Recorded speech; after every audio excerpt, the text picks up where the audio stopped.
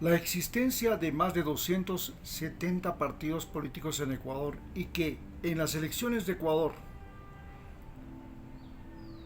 un joven sin ningún conocimiento, sin ninguna relación, sin ninguna corresponsabilidad con los ecuatorianos, porque se estudió en Estados Unidos, vivió como niño privilegiado de la familia más rica de Ecuador, el mayor exportador de banano, en un ambiente completamente distante del pueblo ecuatoriano, a tal punto que cuando su esposa, una niña fifí, sale a caminar por las calles, le molesta que la gente se le acerque y le quiera tocar.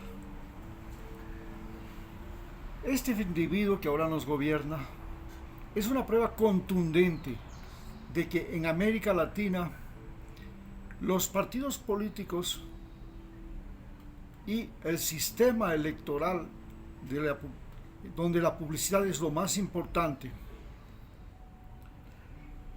nos ha llevado a colocar en la dirección de nuestros países a gente a lo peor de nosotros mismos. Por ejemplo,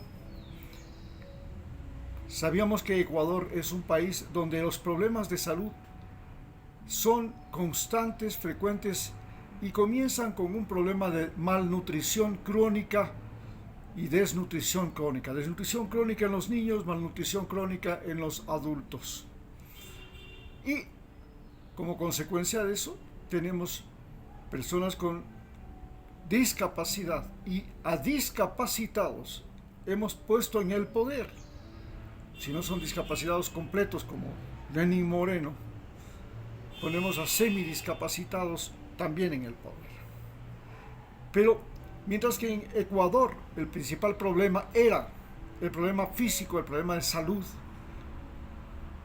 en Argentina el principal problema que tienen los argentinos no es el problema de salud nutricional ni el problema de salud física, porque están bien alimentados, han tenido una buena condición física, un buen ambiente, un ambiente saludable, han tenido atención médica, recursos, etcétera.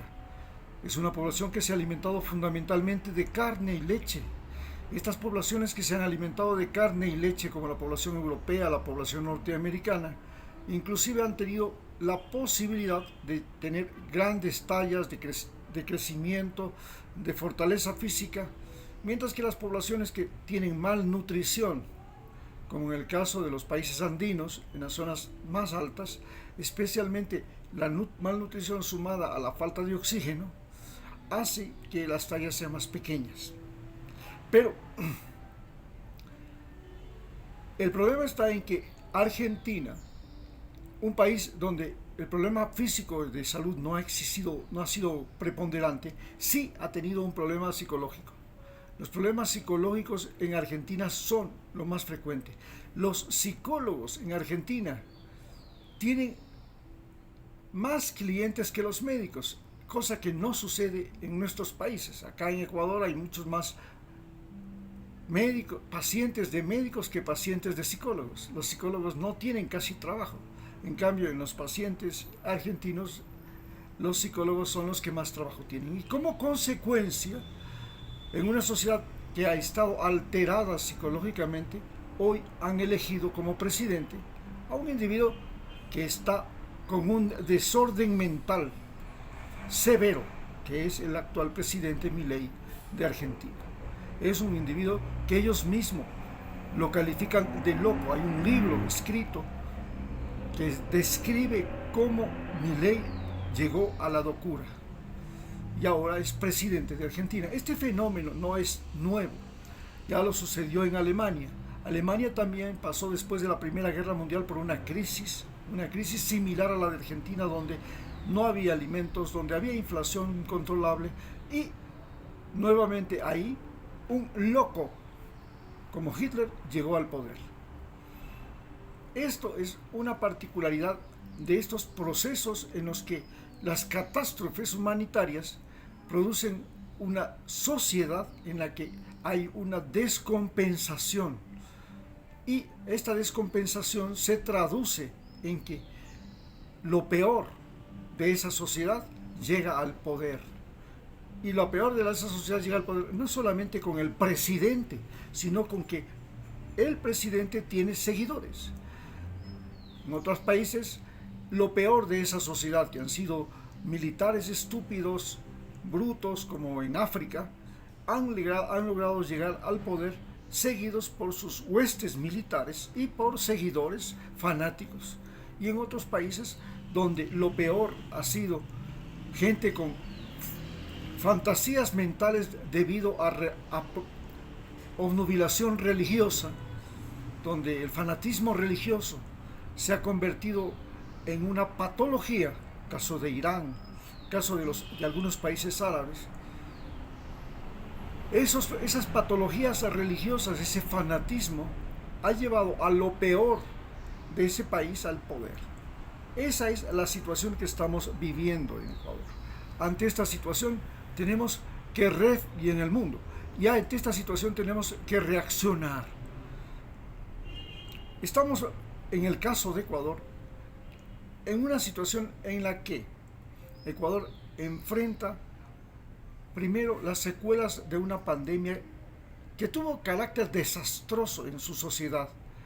En un país de 18 millones de habitantes, esa pandemia produjo un impacto muy grave porque era una población ya susceptible, era una población físicamente débil, más que psicológicamente débil. En cambio, en Estados Unidos, la pandemia ha tenido una consecuencia desastrosa porque era una sociedad psicológicamente más débil, y como consecuencia de eso, hoy Estados Unidos es un gran consumidor de drogas, especialmente la cocaína, el fentanilo, y la sociedad va por el camino del deterioro mental más que del deterioro físico. En cambio, Ecuador va por el camino del deterioro físico. De tal manera que hablamos de una sociedad que luego de la pandemia cae en un deterioro. El caso de Ecuador, el caso de Estados Unidos, el caso de Argentina. Y pasamos ahora a entender que además Ecuador es un país que tiene la mayor biodiversidad del mundo, está situado en la mitad del planeta Tierra, tiene Galápagos, la costa del Pacífico, los Andes, la Amazonía, que son los lugares más biodiversos del planeta. Y estos lugares biodiversos del planeta han hecho que el Ecuador sea el país que tiene la mayor cantidad de áreas protegidas en relación a su territorio continental. Tiene 290.000 kilómetros cuadrados de protegidos frente a 284.000 kilómetros de territorio continental. Pero también Ecuador es el primer país que registra los derechos de la naturaleza. Imagínense que la naturaleza, nosotros, ¿a qué situación hemos llegado en el globo terrestre? Que antes la naturaleza nos daba derechos a nosotros. Hoy nosotros le damos derechos a la naturaleza. Esto es inaudito. Pero así es. Hemos pasado de un periodo de la historia humana en que el orden lo establecía la naturaleza. De tal manera que en países fríos había un orden, en países tropicales había otro orden, en países amazónicos otro orden, en países costaneros frente al Pacífico habían otro orden, y en cada uno de esos países la naturaleza era el que ponía el orden dentro de la agrupación social, era el que imponía, la que imponía el orden a los seres humanos. Pero hemos llegado a un momento en que, gracias a las urbes, al de gran desarrollo tecnológico, al desarrollo industrial, a todo el conocimiento que hemos desarrollado los seres humanos, esta capacidad de comunicarnos, al desarrollo del uso del fuego, de la escritura, nosotros los seres humanos nos hemos convertido en los seres superdotados del planeta Tierra y capaces ahora de imponer un orden humano en el planeta Tierra, ya no un orden natural. Los seres humanos podemos poner un orden humano. Ese orden humano puede cambiar el curso de los ríos, puede cambiar la forma de utilización del suelo. De selva pasa a ser tierras de cultivo, pasa a cambiar la orden de uso del océano. Los océanos ahora son grandes vías de comunicación, lugares de pesca, y en fin, hemos cambiado el orden natural. Y en este momento Estamos como seres humanos sometidos a un cambio de orden que no es determinado ni por la naturaleza ni por los seres humanos. El nuevo orden que estamos comenzando a vivir está determinado específicamente por las máquinas, por la industrialización. Hoy los seres humanos vivimos por las máquinas, para las máquinas y gracias a las máquinas. ¿Por qué?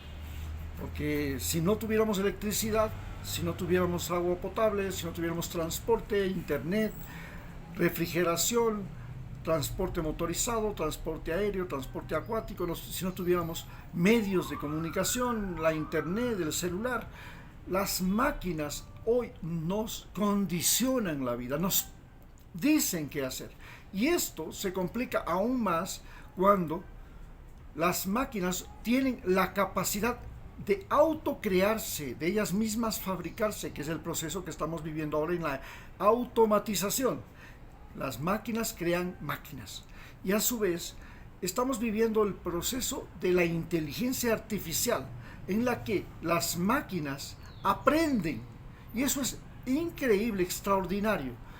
La gran cosa que los seres humanos teníamos frente a los animales es que podíamos aprender y eso nos dio ventaja. Hoy las máquinas aprenden y tienen más ventaja sobre los seres humanos.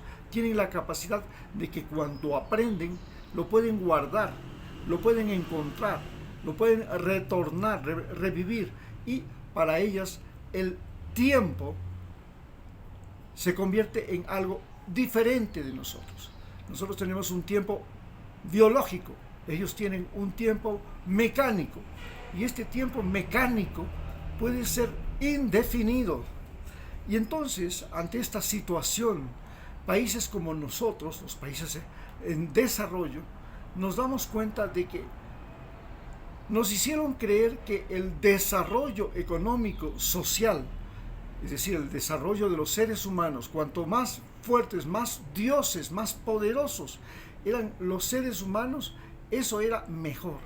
Pero hoy nos damos cuenta de que estamos en una situación tan terrible que individuos como Donald Trump, Xi Jinping o Putin tienen la capacidad, siendo individuos y siendo países dueños y ellos gobernadores y dueños prácticamente de esos países, Estados Unidos, Rusia, China, pueden destruir el planeta. Vemos en la guerra de Ucrania que el terror es el uso de armas nucleares. Y entonces nos damos cuenta que hemos llegado a un momento en que el ser humano tiene la capacidad de destruirse a sí mismo y a todo el planeta Tierra. Y esa capacidad ya no está en todos los seres humanos. No es que todos los seres humanos podemos destruir, es que uno solo de nosotros lo puede hacer.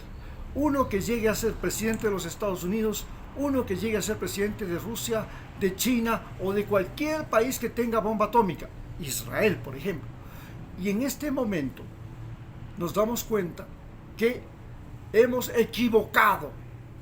hemos equivocado en pensando que el desarrollo era eso, tener capacidad nuclear, capacidad de exterminio, no solamente de exterminio de la naturaleza, sino también de exterminio de nosotros, los otros seres humanos. Esto es lo que nos lleva a pensar seriamente en que tenemos que crear un movimiento ecológico, multicultural y saludable. Como movimiento ecológico, lo que más nos importa es entender, comprender y proteger a la naturaleza, luchar contra la extinción, contra la contaminación, contra el cambio climático, crear áreas protegidas, países protegidos, especies protegidas en el planeta Tierra. Y empezar por Ecuador. Al mismo tiempo, este movimiento ecorastreadores, este movimiento ecologista, tiene que ser multicultural, porque en el Ecuador vivimos el mestizaje, la multicultura. Tenemos todas las razas del mundo, todas las nacionalidades del mundo viviendo en este país. Y entonces esto nos obliga a pensar que somos seres humanos, que existimos como humanidad y que la humanidad ha desarrollado la ocupación del suelo, del mar, de la tierra, de la atmósfera, y que esa ocupación debe ser una ocupación fundamentalmente pacífica. No puede ser que la ocupación del suelo, la ocupación del aire, la ocupación del aire de la tierra sea un motivo de guerra, y que los seres humanos nos preparemos desde la escuela para la guerra. Acordémonos que tenemos aquí y teníamos antes la preparación para la guerra a través de la conscripción militar obligatoria estudiantil. Y hay países donde todavía existe la conscripción militar obligatoria, es decir, los gentes se estudian, se manifiestan, y la educación en cada uno de nuestros países es para aprender a odiar al vecino, para aprender a odiar al que piensa en otro partido político, en otro candidato, en otra forma de llegar al poder. Y esto hace que lo más importante en la educación que tenemos en América Latina, en Ecuador especialmente, haya sido una educación para aprender a odiarnos entre ecuatorianos, a odiarnos entre latinoamericanos y a odiarnos como países del mundo, y a odiarnos porque el uno es comunista y el otro no, el uno es socialista y el otro no, el uno es católico y el otro no, el uno es capitalista y el otro no. Y la educación ha sido un falso credo. No nos han enseñado cómo entender y proteger a la naturaleza, cómo entender y proteger a otros seres humanos, cómo entender y proteger y desarrollar y usar correctamente la industrialización y las máquinas. En otras palabras, nos han enseñado a vivir en guerra y vivir para la guerra. Para la gente que nos gobierna, la paz no existe. La paz es solamente un tiempo de preparación para la guerra, como lo definía Mao Zedong. Ante esta situación, también tenemos que pensar que un movimiento político, un movimiento ecologista que no es político, ¿qué diferencia hay entre un movimiento político, un movimiento religioso y un movimiento ecologista? Que en el movimiento político lo más importante son las leyes creadas por los seres humanos. En el movimiento religioso, lo más importante son las leyes creadas por las religiones, por los dioses. Se dice que ellos han creado leyes, como los 10 mandamientos en la religión católica. Y en cambio, en los movimientos ecológicos, lo más importante son las leyes de la naturaleza, las leyes y el conocimiento, la tecnología, el descubrimiento, la exploración. Eso es lo más importante. En el movimiento ecologista lo más importante es la salud. ¿Pero qué entendemos por salud? Entendemos por salud lo más importante, la armonía. La armonía que tiene el individuo dentro de su propio cuerpo. La armonía que tiene el individuo con su sociedad, con su entorno humano. La armonía que tiene el individuo con su entorno natural. Eso es salud. Y la armonía depende del desarrollo de las artes, de las ciencias, de la profundización de la explicación de la fe religiosa, en la convivencia pacífica mediante la existencia, sí, de partidos políticos, pero estos partidos políticos tienen que tener la particularidad de ser mecanismos de desarrollo de la conciencia. Y la conciencia tiene que ser la conciencia ecológica. ¿Qué es la conciencia ecológica? La que permite entender a la naturaleza. De la conciencia humana. ¿Qué es la conciencia humana? La que permite entender a los seres humanos. ¿Y qué es la conciencia científico-técnica? La que permite entender la naturaleza, las leyes, la inventiva, la creatividad y desarrollarla. Entonces, para un ecorastreador, la industrialización, las máquinas, la globalización, la comunicación, los conocimientos deben estar en función de proteger al planeta Tierra, no de proteger a los más débiles, porque hemos visto en nuestras sociedades que cuando nosotros protegemos a los más débiles, que es necesario, que es importante, no podemos descuidar de proteger también a los más fuertes. Porque cuando los más débiles son muchos, ellos se convierten en poder. Y ese poder es un poder degenerado, deteriorado, destructivo. Cuando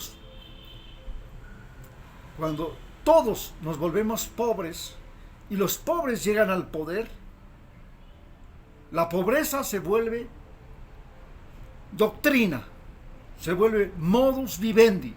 Cuando los discapacitados son muchos y llegan al poder, ellos se protegen y perjudican a los que no son discapacitados. Cuando los locos llegan al poder, ellos se rodean de locos y hacen locuras y odian a los cuerdos. Es por eso que tenemos que luchar por una sociedad con conciencia ecológica multicultural, conciencia ecológica natural y conciencia ecológica tecnológica, industrial y científica. Muchas gracias.